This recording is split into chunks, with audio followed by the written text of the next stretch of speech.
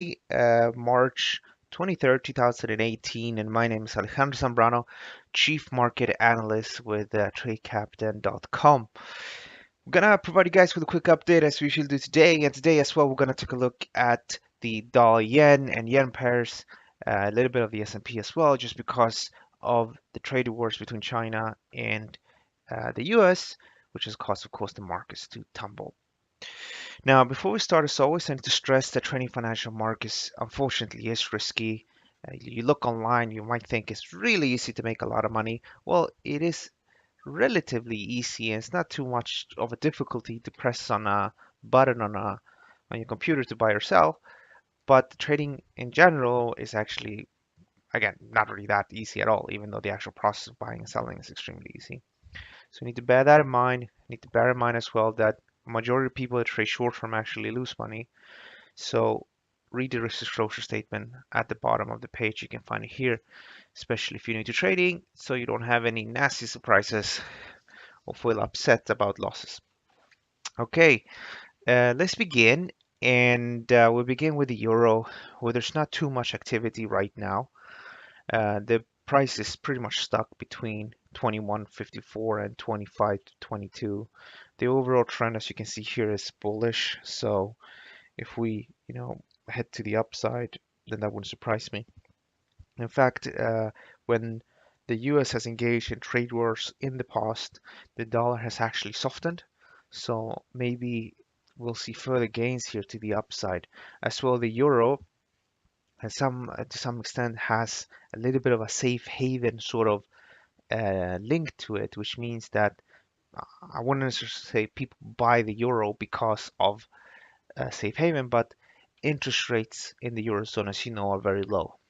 So what a lot of people do, they borrow money in the Eurozone, pay almost nothing, and then they invest this money in other parts of the world, like the US, where you have higher interest rates, and you get you finance your projects much cheaper.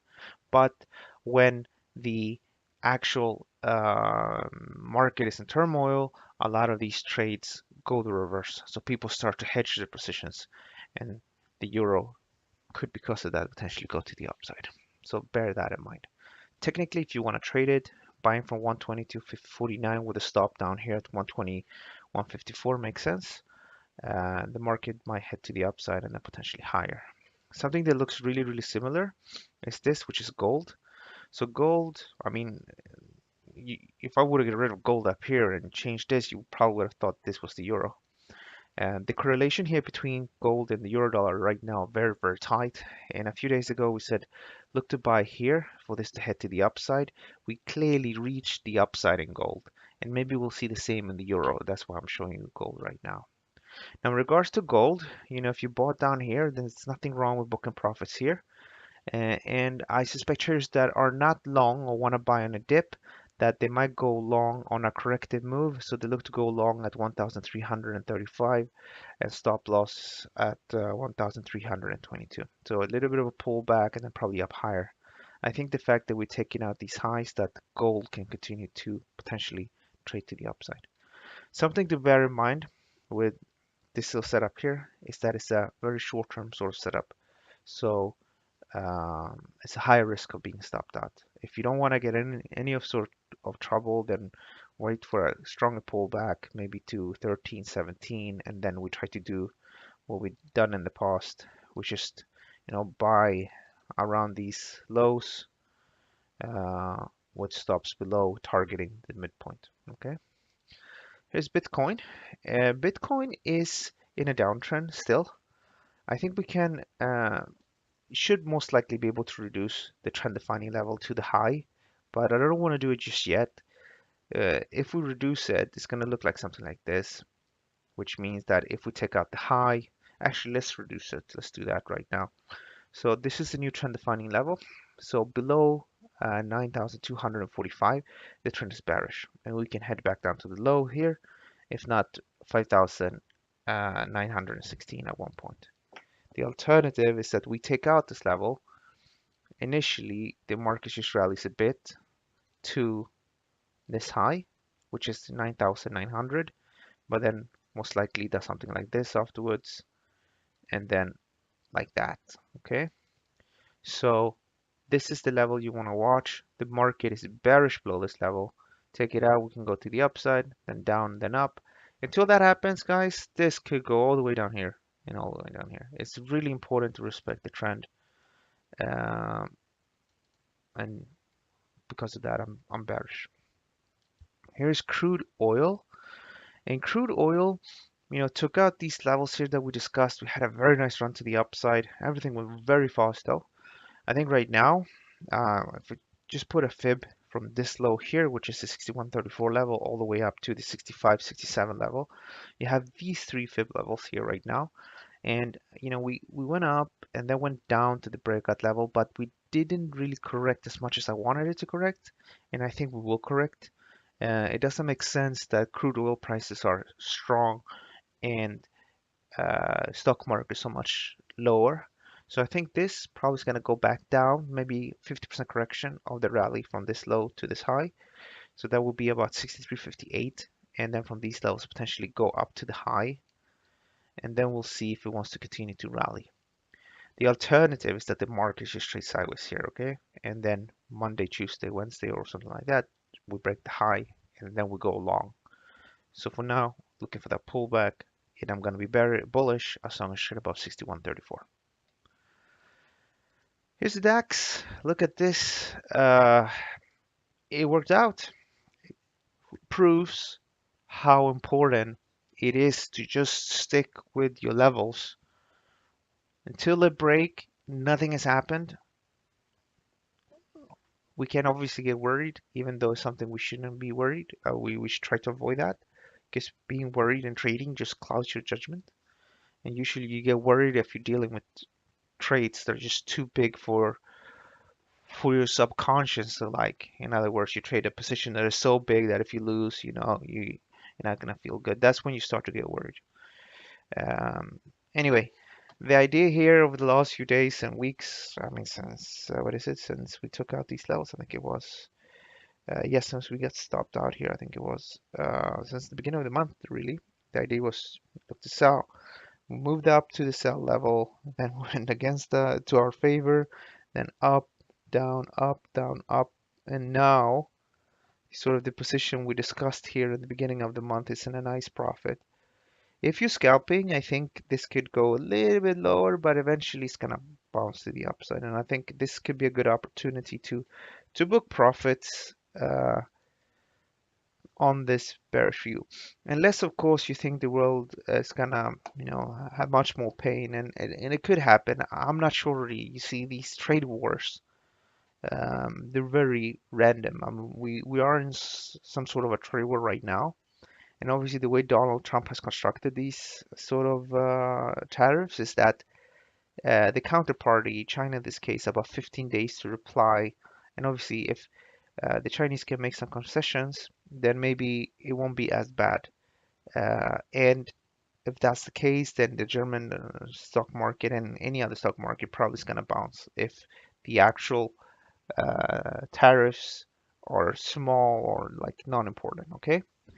But until that happens, if they actually go through here, again, it could hurt the global economy a bit. I think I read online that the global economy, about 430 billion of worth of GDP is going to be wiped out because of this if it goes ahead. And that is obviously why the stock markets are declining. But it's really, really difficult to say what's going to happen next. But if you think we're going to have more problems, then it can make sense to keep that position. Because if we take out 11,734, we can go down to 11,467, and then we could potentially trade lower. For now, though, if you're just scalping, I like this. And then if it bounces up, which it wouldn't surprise me, I think Cherry's gonna sell again at say 12,159. Okay, so today a little bit of a special for you. So with stock markets, actually being bearish, the dollar yen most likely will continue to gain. So this is the dollar yen. The dollar yen by itself was trading 118 by 2017 as it started. It is now trading at 104. What is interesting, of course, is the fact that it's been moving to the downside independently of stock markets. So I think we could probably see more weakness now in the dollar yen, and I think it's going to continue to head lower independently again of stock markets, but obviously stock markets being bearish does definitely help. You have a low down here, which is 102.53 down here, and that is the next support level. Now today, or actually yesterday, the market took out these lows and the market sold off a bit. If we bounce up today, that wouldn't surprise me a bit. Why? Because stock markets again are a little bit bearish, and the market should really could have a little bounce. But as long as you trade below 106.64, which is this level here, the trend is gonna be bearish. So the market could move up a bit, but as long as we cap by this level, there's no real reason to assume this is gonna bounce and get us stopped out. What's also interesting is that if you look at the sentiment indicator, at least yesterday, you can see that 76% of traders are long. So the average retail trader is hoping for a bounce. In fact, they've been long for quite some time. A majority of people have been long, but you can see here that people are long the euro yen, dollar yen, Aussie dollar yen, and they're all kind of betting on a bounce, but they tend to get it wrong. We did actually a seminar, a webinar about this just recently, and kind of showed and proved how the average retail trader gets this wrong. So this again just kind of strengthens the idea that most likely we will have some sort of further declines in the dollar yen.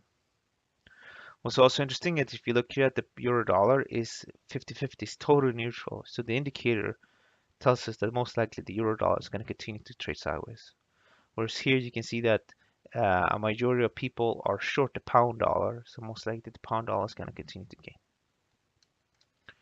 If you want to know more about this, click on Tools up here, and then you go to Sentiment, and you can load it. Okay, so we pretty much covered what I wanted to cover. What I also want to tell you guys is that we do have a special webinar coming up. It's not often I do it, but we have what we call the top trade ideas for April 2018. I mentioned this yesterday as well. So in 11 days from now, we're going to take a look at slightly longer term trade ideas, trade idea setups that I am particularly interested in to trade. We're also going to talk a bit about, some of the trades I did this year that have so far generated most of my gains in pretty much what's going to be the first quarter of 2018. It's free to join. It's a webinar, lasts maybe over half an hour, 35 minutes. If you want to sign in, you sign up here. You click on education webinars and sign up here right now if you want to do that. It's free to join. Another thing as well, which I mentioned yesterday, is that we are looking for contributors to tradecaptain.com. And we're looking for people that are interested to work a few hours a week. So people that are working part-time. This is great if, for example, you are already producing research today for yourself. I mean, all of you guys are traders, so I do guess that a lot of you guys, look at the markets, prepare your charts, and so on and so on. And what we're offering here is the possibility to contribute to the website. So we pay you to write down your ideas, produce a nice chart where you explain your rationale behind your idea or your view on the market. And what we're offering is the ability to work 2 hours per day or up to 4 hours per day. You don't have to produce articles every day, but a minimum of 3 days a week. I'm looking for people that trade Forex, people that trade cryptos, people that trade commodities, and people that trade stock market indices in that following order. If you want to know more about this, you can just ask questions to me via AlexFX00. That's my Twitter. Or you can just email me on research@tradecaptain.com. If you want to know more about the style, then just go to technical analysis. You can look here, like each article should as a minimum be about 200, 250 words uh, in good English, so it makes sense. And a chart as well that explains really um, sort of your well, your idea really about the markets. Okay, guys, thank you so much for watching. If you have any questions about any of this, just reach out to me. Have a good weekend and happy training to you guys. Thank you.